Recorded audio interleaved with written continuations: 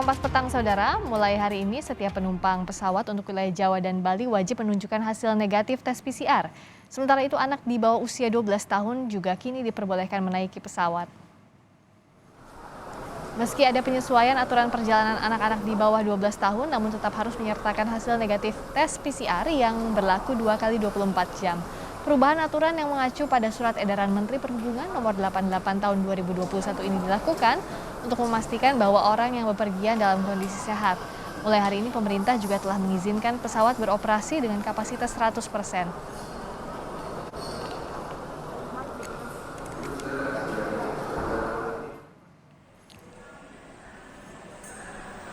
Di Bandara Ngurah Rai, Bali, sejumlah penumpang merasa keberatan atas syarat terbaru tes PCR. Calon penumpang menilai harga tes PCR terlalu mahal, terlebih lagi jika aturannya terkesan mendadak.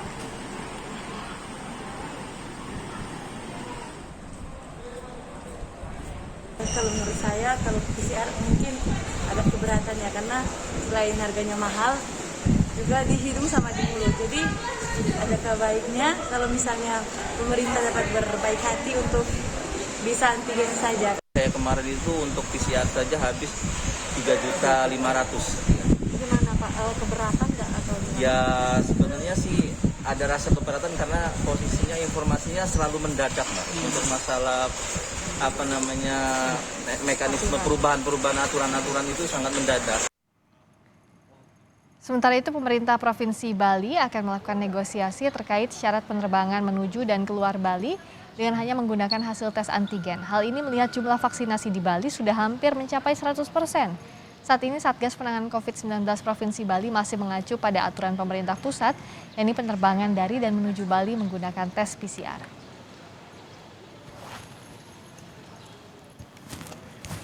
Jika kebijakan nasional ada harga eceran tertinggi terhadap PCR, sementara kami di Bali mengikuti ketentuan tersebut.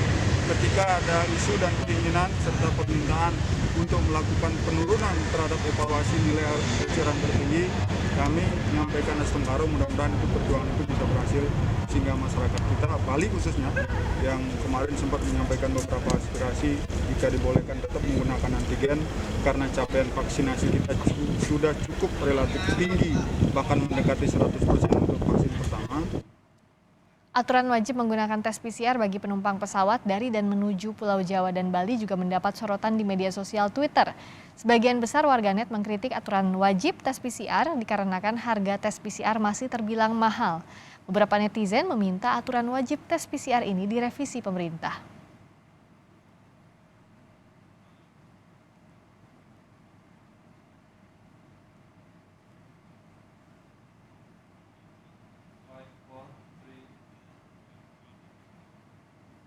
Yayasan Lembaga Konsumen Indonesia YLKI turut merespons aturan wajib tes PCR bagi penumpang pesawat. Ketua Pengurus Harian YLKI, Tulus Abadi menilai selama ini ketentuan harga eceran tertinggi tes PCR di lapangan banyak diakali oleh penyedia sehingga harganya naik berkali-kali lipat.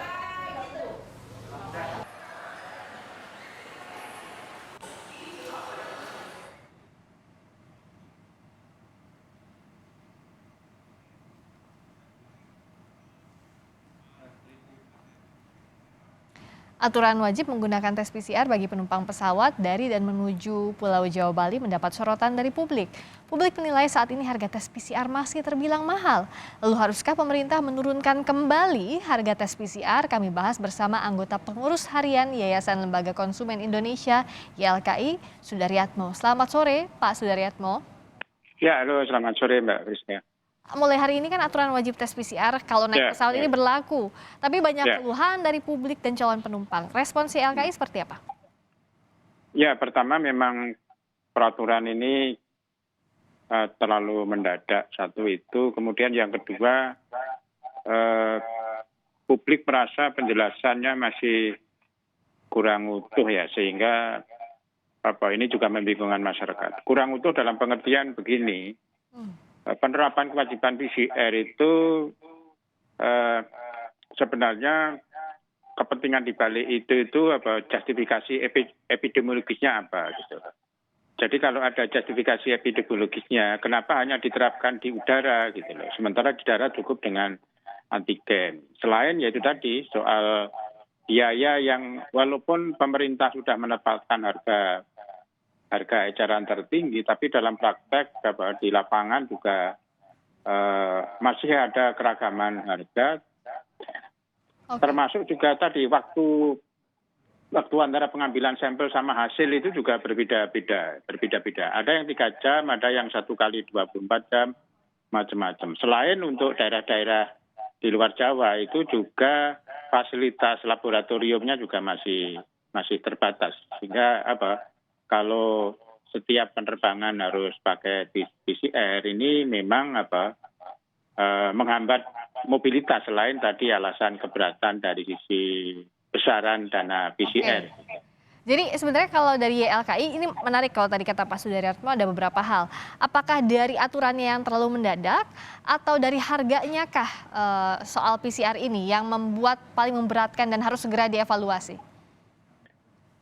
Ya sebenarnya yang lebih penting tadi justifikasi epidemiologisnya itu harus dikomunikasikan ke publik secara utuh gitu loh, secara utuh. Satu itu, dari situ kalau ada justifikasi, ketentuan ini realistis dilakukan enggak? Baru ke pertimbangan tadi biaya tadi gitu loh.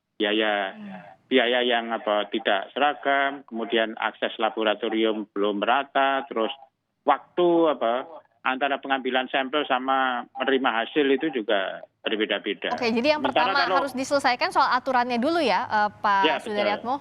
betul. Oke. Nah, kalau misalnya ada waktu yang cukup untuk mengevaluasi ini, apakah YLKI melihat bahwa aturan ini ya realistis untuk diterapkan kalau alasannya secara epidemiologis misalnya dibutuhkan dalam kondisi pandemi? Sebenarnya kalau kita bicara naik pesawat itu kan fungsi screening ya, fungsi screening. Jadi fungsi screening itu jadi gini, kalau di moda lain itu cukup antigen, kenapa screening untuk udara itu harus PCR? Kan gitu. Ini yang menjadi pertanyaan publik sebenarnya. Jadi kalau fungsi screening antigen ya mestinya semua fungsi screening ya antigen di moda Oke. transportasi gitu. Oke, kalau soal adanya dugaan bisnis atau permainan harga, YLKI melihatnya seperti apa?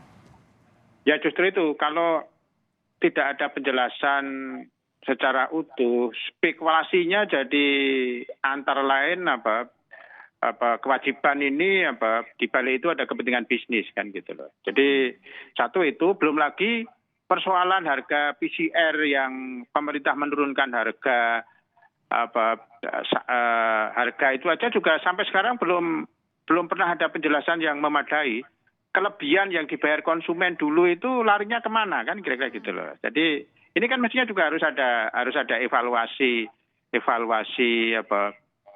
terkait dengan harga PCR gitu loh. Jadi apalagi kalau ini menjadi mandatori untuk penumpang pesawat ya. Jadi kalau untuk fungsi diagnostis kita nggak keberatan PCR. Tapi untuk fungsi screening itu kalau bisa tidak ada diskriminasi lah, ada keseragaman. Oke. Nah, kalau dari YLKI harga yang realistis untuk PCR sebenarnya berapa? Adakah bayangan soal itu? Ya kita ini ya, jadi memang kalau kita bandingkan dengan beberapa negara itu harga PCR di Indonesia itu ya moderat ya, India masih lebih murah, tapi kalau dibandingkan dengan negara maju kita masih lebih murah juga. Jadi negara maju lebih mahal, lebih mahal. Tapi sebenarnya tadi kalau dalam konteks PCR tadi itu selain biaya juga tadi ketersediaan sarana laboratorium, sehingga kalau itu diwajibkan itu implementasi di lapangan itu tidak menimbulkan kesulitan bagi masyarakat. Gitu. Oke. Dan terlebih tadi juga yang YLKI yang jadi pertanyaan kenapa moda transportasinya hanya pesawat saja begitu ya? Betul, ya. Jadi kan ini kan sama-sama fungsi screening. Jadi kalau di darat itu cukup dengan antigen, kenapa untuk udara itu harus PCR kan gitu loh. Nah, ini penjelasan justifikasi epidemiologisnya apa? Ini harus dikomunikasikan ke publik secara utuh. Oke, YLKI melihat sejauh ini pemerintah belum mengomunikasikannya dengan baik. Ya tadi spekulasinya itu jadi ada kepentingan bisnis di balik mandatori tes PCR di penerbangan kan seperti itu. Nah, sebelum penerapan aturan ini, biasanya ada diskusi dulu atau tidak? Ada komunikasi dulu atau tidak antara pemerintah Ya. dengan YLKI misalnya? Ya, ini juga tadi ya, selain kebijakan ini kita juga menyoroti prosesnya. Jadi belajar dari ini memang mestinya untuk keputusan-keputusan seperti itu ada konsultasi publik yang memadai lah, yang memadai sama tadi sosialisasi sebenarnya. Sosialisasi sehingga reasoning di balik keputusan itu juga bisa dikomunikasikan secara memadai kepada publik. Oke. Nah, kalau sekarang kan aturannya sudah diterapkan, yang YLKI harapkan apa?